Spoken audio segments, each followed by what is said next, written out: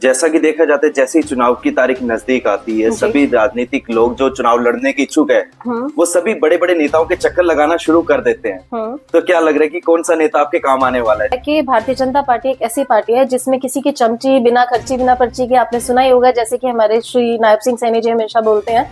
तो मेयर का चुनाव भी इसी तरह से होगा, बिना पर्ची और बिना खर्चे के। यमुना के पानी को लेकर बातचीत हुई जी, तो हरियाणा के मुख्यमंत्री भी वहां पर जाते हैं और यमुना जी का पानी आचमन करते हैं, वहां पीते हैं और दिखाते हैं। तो इसके पीछे क्या कारण था कि जो मुख्यमंत्री जी को वहां जाना पड़ा और आचमन करना पड़ा? हरियाणा के लिए दिल्ली हमेशा से सम्मानित रहा है और हमने हमेशा हरियाणा को पानी दिया है। तो इसी वजह से श्री नायब सिंह सैनी जी को यमुना किनारे जाकर वहां पर पूजा की, उन्होंने पानी पिया, पानी पी कर दिखाया और बहुत ही बड़ा तमाचा मुझे लगता है कि अरविंद केजरीवाल के मुंह पे मारा है। क्या लग रहा है कि इस बार संगठन दिव्या सेठी के ऊपर मोहर लगाएगी? देखिए, अगर भारतीय जनता पार्टी को या संगठन को ऐसा लगता है कि डॉक्टर दिव्या सेठी चुनाव लड़ने के काबिल हैं, लायक हैं, प्रदेश की सेवा करने के लायक हैं, हिसार की सेवा करने के लायक हैं, तो मैं हर तरह से तन मन से बिल्कुल तैयार हूँ। नमस्कार, मैं रोहित अग्रवाल, आप जुड़ चुके आपके अपने चैनल के साथ। जैसा कि सभी हिसार वासियों के अंदर लोकसभा चुनाव या विधानसभा चुनाव के बाद नगर निकाय चुनाव के ऊपर नजरें लगाए बैठे हैं, सभी को ये उम्मीद थी कि कहीं ना कहीं विधानसभा या लोकसभा चुनाव के बाद नगर निकाय चुनाव करवाया जाए। आज कभी भी नगर निकाय चुनाव की घोषणा हो सकती है। लगता है कि चुनाव मार्च के अंत में या अप्रैल के फर्स्ट वीक में चुनाव करवाने की घोषणा हो सकती है। उसी के बीच में हिसार राजनीतिक लोग और समाज सेवी अपने अपने सक्रिय होते नजर आ रहे हैं। हमारे साथ एक ऐसे संगठन से जुड़े हैं जो विधानसभा चुनाव में भी संगठन में काफी सक्रिय नजर आए, या बात करें तो दिल्ली विधानसभा चुनाव की, तो वहां पे भी काफी सक्रिय नजर आ रहे हैं। आज उनसे बातचीत करेंगे कि मेयर चुनाव को लेकर क्या लग रहा है कि इस बार संगठन की तरफ से क्या बीजेपी के संगठनात्मक तरीके से वोट टिकट मिलेगी या फिर जिंदल हाउस से किसी ना किसी का नाम पैनल में आने वाला है। हमारे साथ है बीजेपी की महिला मोर्चा से प्रदेश सचिव दिव्या सेठी। नमस्कार मैम। नमस्कार दिव्या जी, आप विधानसभा चुनाव में भी काफी संगठन के अंदर सक्रिय नजर आए और अब दिल्ली चुनाव की बात करें तो वहां पर भी काफी सक्रिय नजर आ रहे। क्या लग रहा है कि इस बार दिल्ली चुनाव में जैसे हरियाणा में भी आपने सरकार बनाई, तो क्या दिल्ली में भी अब की बार सरकार बनने जा रही है? देखिए, दिल्ली में आज का जो समय है, वहां की जनता में बहुत ज्यादा उत्साह है भारतीय जनता पार्टी को लेकर।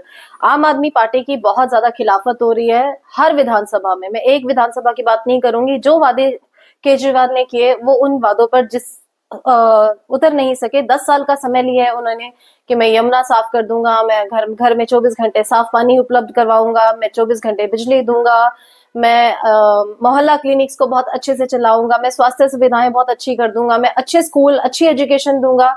लेकिन वो किसी भी वादे पर अपने पर उतरे नहीं हैं, तो लोगों में बहुत ज्यादा आक्रोश है उनके लिए और भारतीय जनता पार्टी के लिए बहुत ही प्रेम है। जैसा कि अभी कुछ दिन पहले एक वीडियो भी वायरल हुई थी कि जब यमुना के पानी को लेकर बातचीत हुई जी, तो हरियाणा के मुख्यमंत्री भी वहां पर जाते हैं और यमुना जी का पानी आचमन करते हैं, वहां पीते हैं और दिखाते हैं। तो इसके पीछे क्या कारण था कि जो मुख्यमंत्री जी को वहां जाना पड़ा और आचमन करना पड़ा? देखिए, केजरीवाल ने ये आरोप लगाया हरियाणा के ऊपर, हरियाणा सरकार के ऊपर, हरियाणा की जनता के ऊपर कि वो यमुना में जहर घोल रहे हैं और वो पानी दिल्ली को पहुंचा रहे हैं, दिल्ली को पिलाने का कार्य कर रहे हैं, जो कि बहुत ही शर्मिंदगी वाली बात है। किसी भी चीफ मिनिस्टर को ऐसी अभद्र भाषा का इस्तेमाल नहीं करना चाहिए किसी और प्रदेश के लिए जो कि उनको पानी दे रहा है। पानी देना तो बहुत पुण्य का काम होता है और हरियाणा तो हमेशा से ही लोगों की सेवा करता है। हरियाणा के लिए दिल्ली हमेशा से सम्मानित रहा है और हमने हमेशा हरियाणा को पानी दिया है। तो इसी वजह से श्री नायब सिंह सैनी जी को यमुना किनारे जाकर वहां पर पूजा की, उन्होंने पानी पिया, पानी पी कर दिखाया और बहुत ही बड़ा तमाचा मुझे लगता है कि अरविंद केजरीवाल के मुंह पे मारा है नायब सिंह सैनी ने वहां का पानी पीकर। चलो, ये तो थी विधानसभा चुनाव की कि हरियाणा में भी सरकार बन, दिल्ली में आप कह रहे कि बनने जा रही है। अभी कुछ दिन बाद रिजल्ट भी आ जाएगा तो देखा जाएगा कि किसकी सरकार आने वाली जी। यदि मैं बात करूं हिसार नगर निकाय चुनाव की जी, तो क्या लग रहा है कि इस बार नगर निकाय चुनाव में किस तरह से रहने वाला है, किस तरह से संगठन इस बार बीजेपी तैयारी कर रही है? देखिए, भारतीय जनता पार्टी एक बहुत ही बड़ी पार्टी है, बहुत ही सम्मानित पार्टी है और यहाँ पर काम करने वाला हर कार्यकर्ता बिल्कुल संगठन को ध्यान में रखकर दिल और भावनाओं से जुड़ा हुआ है भारतीय जनता पार्टी के साथ में और अपने प्रदेश के साथ में। नगर निकाय चुनाव में मुझे लगता है कि भारतीय जनता पार्टी के सभी कार्यकर्ता तैयार है। जिसे भी संगठन चुनाव करेगा, चुनेगा, लायक समझेगा मेयर चुनाव के लिए, वो चुनाव लड़ेगा। तो कहीं ना कहीं देखा जा रहा है कि बीजेपी की तरफ से ही पैनल में कुछ नाम दिए गए हैं और वहीं कहीं ना कहीं जिंदल हाउस से भी कुछ पैनल पे नाम आए हैं। तो क्या लगता है कि बीजेपी जिंदल हाउस की मानेगा या अपने संगठन की मानेगा? देखिए, अब ये सत्य है कि श्रीमती सावित्री जिंदल जी ने निर्दलीय चुनाव लड़ा था, लेकिन वो भारतीय जनता पार्टी में अब सम्मानित रूप से शामिल हो चुकी हैं।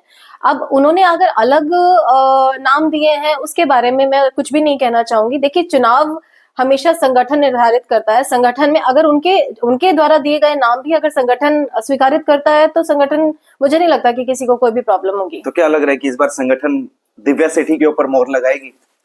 देखिए, अगर भारतीय जनता पार्टी को या संगठन को ऐसा लगता है कि डॉक्टर दिव्या सेठी चुनाव लड़ने की काबिल हैं, लायक हैं, प्रदेश की सेवा करने के लायक हैं, हिसार की सेवा करने के लायक हैं, तो मैं हर तरह से तन मन से बिल्कुल तैयार हूं। मेरे को अगर लायक समझते हैं तो मैं जरूर मेयर का चुनाव लड़ना चाहूंगी। यदि आप मेयर का चुनाव लड़ना चाहते हैं, आपको पुराने मेयर में क्या कमियां नजर आई जो आपको लग रहा है कि मुझे भी मेयर का चुनाव लड़ना चाहिए? देखिए, मैं उस तरह की व्यक्तित्व की इंसान हूँ जो किसी में कमी नहीं निकालती है। मुझे ऐसा लगता है कि मैं क्या अच्छा कर सकती हूँ, मुझे उस पे ध्यान देना है। मुझे किसी की कमी निकाल के अपनी लकीर को लंबा करने के लिए मुझे किसी और की लकीर को मिटाने की जरूरत नहीं है। मैं हमेशा से अच्छे काम करती आई हूँ और परमात्मा मुझे हिम्मत दे, शक्ति दे, मुझे अच्छे काम करने और अपने आप को आगे आप कह रहे कि अच्छे काम, तो किन अच्छे कामों को लेकर समाज के बीच में जाने वाले कि जिसके कारण समाज आपके साथ जुड़े और आपको वोट दे? देखिए, हमेशा से ही महिलाओं के सशक्तिकरण का विषय मैं उठाते रही हूँ। मैं पहले प्रधानमंत्री कौशल विकास योजना के तहत मैं मास्टर ट्रेनर रही हूँ, जिसमें मैंने महिलाओं को सशक्तिकरण भी किया है। मैं ऑल इंडिया में पढ़ाती रही हूँ। तो मुझे लगता है कि महिला सशक्तिकरण एक बहुत बड़ा विषय है। हमारा नगर निगम में जो सफाई का जो मेन विषय है, जो हमारी गलियां अच्छी से नहीं बनी है, जो कि नगर निगम के अंदर आती हैं, पार्क अच्छे से नहीं बने हुए हैं, या बिजली की समस्या है, जो कच्चे एरिया है, मिल गेट के एरिया, जहाँ पे तारे सही तरीके से नहीं जा रही है, वो काम हम कर सकते हैं। हम पशुओं के ऊपर काम कर सकते हैं, जिसमें गायें घूम रही हैं सड़कों पर और डॉग्स घूम रहे हैं सड़कों पर, उनके लिए हम बहुत सारे काम कर सकते हैं। जैसा कि देखा जाता है, जैसे ही चुनाव की तारीख नजदीक आती है, सभी राजनीतिक लोग जो चुनाव लड़ने के इच्छुक है, वो सभी बड़े बड़े नेताओं के चक्कर लगाना शुरू कर देते हैं। तो क्या लग रहा है कि कौन सा नेता आपके काम आने वाला है? जैसा कि विधानसभा चुनाव में आप नायब सिंह सैनी के क्षेत्र में भी काफी सक्रिय रहे और हिसार विधानसभा में भी, तो क्या लग रहा है कि हिसार की जिला अध्यक्ष आपकी मदद करने वाले हैं या नायब सिंह सैनी आपको टिकट दिलाने में मदद करेंगे? मैंने अभी आपको बताया कि भारतीय जनता पार्टी एक ऐसी पार्टी है जिसमें किसी की चमची बिना खर्ची बिना पर्ची के, आपने सुना ही होगा, जैसे कि हमारे श्री नायब सिंह सैनी जी हमेशा बोलते हैं। तो मेयर का चुनाव भी इसी तरह से होगा, बिना पर्ची और बिना खर्ची के। अगर संगठन को दिख रहा होगा कि मैं कोई काम कर रही हूँ, तो मुझे नहीं लगता कि मुझे किसी नेता की क्योंकि कई नेता हैं ऐसे, कई सक्रिय कार्यकर्ता भी मैदान में आ चुके हैं जो चुनाव लड़ने के इच्छुक है मेयर का। देखिए, मैं आपको एक बात बिल्कुल स्पष्ट रूप से बताऊं कि जो मेयर का चुनाव होता है, मेयर जो है एक एडमिनिस्ट्रेटिव पोस्ट है, जिसमें आपको टेक्निकल नॉलेज होना बहुत जरूरी है।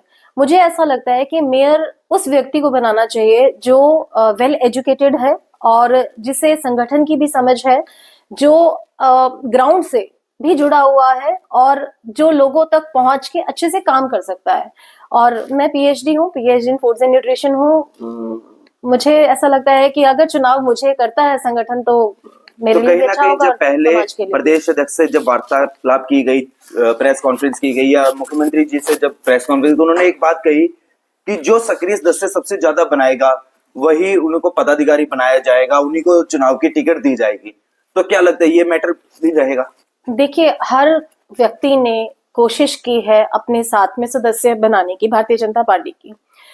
अब जैसे कि मुझे प्रभारी बनाया हुआ है सिरसा जिले का, और मुझे सदस्यता अभियान में प्रभारी बनाया हुआ था फतेहाबाद जिले का। तो मेरे चेन में मैंने 9,000 10,000 महिलाओं को, मैक्सिमम महिलाओं को मैं कहूंगी कि मैंने सदस्य बनाया, जो कि एक बहुत कठिन कार्य था, लेकिन कोशिश की है हमने। और देखिए संगठन क्या निर्णय लेता है, क्या नहीं लेता है। तो क्या लग रहा है कि इस बार यदि मेयर का चुनाव आप लड़ते हैं, तो किन मुद्दों को लेकर, मेन मुद्दे कौन से रहने वाले जो आपको समाज को दिखे कि हाँ, मैं आते ही सबसे पहले ये कार्य करने वाली हूँ? देखो, सफाई का मेन विषय है, बिजली का मेन विषय है, पानी सीवरेज का मेन विषय है, महिलाओं की का सशक्तिकरण का विषय है। जो गरीब बच्चे हैं जिन्हें जो फैसिलिटीज मिलनी चाहिए वो नहीं मिलती हैं, मैं उस पर कार्य करना चाहती हूँ। मैं सोचती हूँ कि ज्यादा से ज्यादा कार्य मैं अपने कार्यकाल में कर सकूं, ऐसा अगर मुझे संगठन मुझे जिम्मेवारी दे तो मैं जरूर करना कई चाहूंगी। चुनाव में देखा गया है कि यदि मान लो टिकट नहीं मिलती तो कहीं ना कहीं इंडिपेंडेंट लोग लड़ते हैं या फिर संगठन से वफा कर जाते हैं।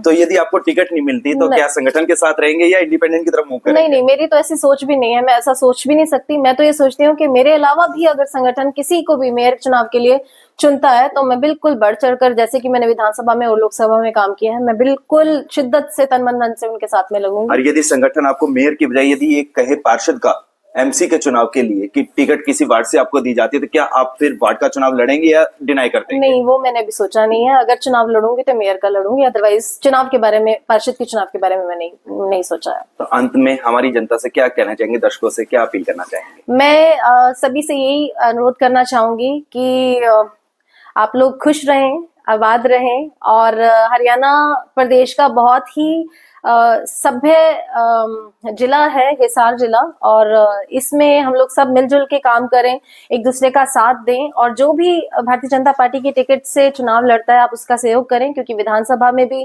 भारतीय जनता पार्टी की सरकार है, केंद्र में भी सरकार है। तो जिसे भी भारतीय जनता पार्टी टिकट देती है आप उसका सहयोग करें, उसे वोट जरूर दें और अपने वोट के अधिकार का फायदा उठाएं। थैंक यू, धन्यवाद। ये थे हमारे साथ दिव्या सेठी जी, जिन्होंने साफ तौर पे कहा है कि यदि संगठन इन्हें मेयर की टिकट देता है तो वो चुनाव लड़ेंगे, यदि फिर भी इनकी बजाय किसी और व्यक्ति को संगठन टिकट देगा तो उनके साथ तन मन धन के साथ उनके साथ लगेंगे, चुनाव प्रचार में उनकी मदद की जाएगी।